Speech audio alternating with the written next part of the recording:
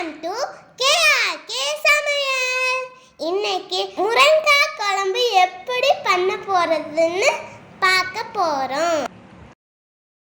கடாயில் கொஞ்சமாக எண்ணெய் ஊற்றி ஒரு கைப்பிடி அளவு சின்ன வெங்காயம், ஒரு துண்டு இஞ்சி, 2 பல்லு பூண்டு, கருவேப்பிலை சேர்த்து நல்லா வதக்கி எடுத்துக்கோங்க. அதே கடாயில் மறுபடியும் கொஞ்சம் எண்ணெய் ஊற்றி கடலைப்பருப்பு, கொத்தமல்லி, சீரகம், மிளகு, தேங்காய் இதெல்லாம் போட்டு லேசாக வறுத்து எடுத்துக்கோங்க.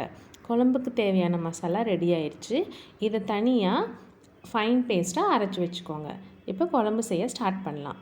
ஒரு கடாயில் எண்ணெய் ஊற்றி கொஞ்சம் கடுகு, உளுந்து பருப்பு தாளித்து விட்டுட்டு வெங்காயம், தக்காளி போட்டு தாளித்து விட்டுருங்க.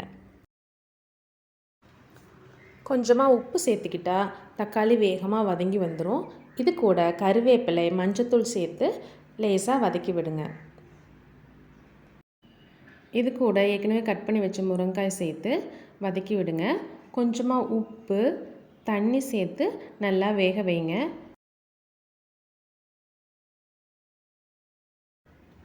இப்போ முருங்கைக்காய் ஒரு பாதி அளவு வெந்துடுச்சு.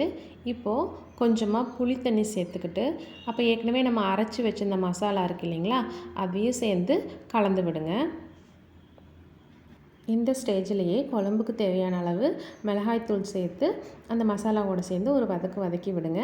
அதுக்கப்புறம் கொஞ்சமாக குழம்புக்கு தேவையான அளவு தண்ணி சேர்த்துக்கிட்டு கொஞ்ச நேரம் சிம்லேயே வச்சு முருங்கைக்காயை நல்லா வேக விடுங்க. சூப்பரான முருங்கைக்காய் குழம்பு ரெடி ஆயிடுச்சு.